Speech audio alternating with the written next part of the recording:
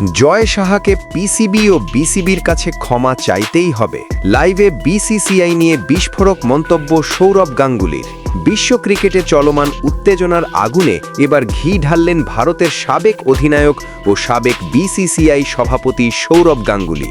লাইভে এসে সরাসরি আঙ্গুল তুললেন আইসিসির সভাপতি জয় সাহা এবং ইঙ্গিত দিলেন এই সংকটের মূল হোতা আইসিসি ও বিসিসিআই এর রাজনীতি। সবকিছুর শুরু মুস্তাফিজুর রহমানকে আইপিএল থেকে বাদ দেওয়ার মধ্য দিয়েই। নিরাপত্তার অজুহাত দেখিয়ে এই সিদ্ধান্ত নেওয়ার পর থেকেই বাংলাদেশ ক্ষুব্ধ হয়। ভারতীয় আয়োজনে অনাস্থা তৈরি হয়, ক্রিকেট নয় রাজনীতি সামনে চলে আসে। আইসিসি অনেক চেষ্টা করেছিল, কিন্তু বাংলাদেশের সিদ্ধান্ত বদলাতে পারেনি। ভারতে বিশ্বকাপ খেলতে অস্বীকৃতি, শ্রীলঙ্কায় ম্যাচ সরানোর প্রস্তাবেও না।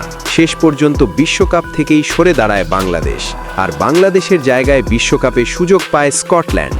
বাংলাদেশের সঙ্গে এই অবিচারের প্রতিবাদে 15 ফেব্রুয়ারি টি-20 বিশ্বকাপের সবচেয়ে হাই ভোল্টেজ ম্যাচ ভারত বনাম পাকিস্তান বাতিল করে দেয় পাকিস্তান ক্রিকেট বোর্ড। এর ফলাফল বিশ্ব ক্রিকেটে আর্থিক ধাক্কা।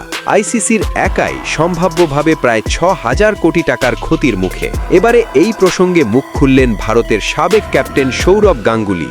লাইভে সৌরভ গাঙ্গুলি বলেন, বাংলাদেশের সঙ্গে যেরকম অবিচার করেছে ভারত, বাংলাদেশ ঠিক দাঁত ভাঙা জবাব দিয়েছে। পাকিস্তানের ম্যাচ বয়কট প্রসঙ্গে তিনি আরও বলেন, পাকিস্তানের সঙ্গে যেই অবিচার করেছে ভারত, পাকিস্তানও ঠিক সেই রকম জবাবই দিয়েছে।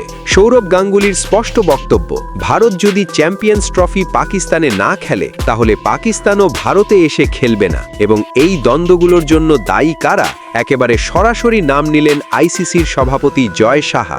লাইভে সৌরভ গাঙ্গুলি বলেন, এই পরিস্থিতি ঠিক করতে গেলে জয় সাহাকে অবশ্যই বিসিবি ও পিসিবির কাছে প্রকাশ্যে ক্ষমা চাইতে হবে। তিনি আরও বলেন, ক্রিকেটে কখনোই রাজনীতি ঢোকানো যায় না। ক্রিকেটে রাজনীতি ঢোকালে পরিণাম ঠিক এমনই হয়।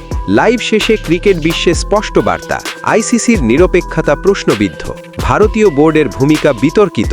বাংলাদেশ ও পাকিস্তান আর চুপ থাকবে না। এখন প্রশ্ন একটাই, জয় সাহা কি সত্যিই ক্ষমা চাইবেন? ভারত পাকিস্তান ম্যাচ কি শেষ পর্যন্ত হবে? বিশ্ব ক্রিকেট কি রাজনীতিমুক্ত হতে পারবে?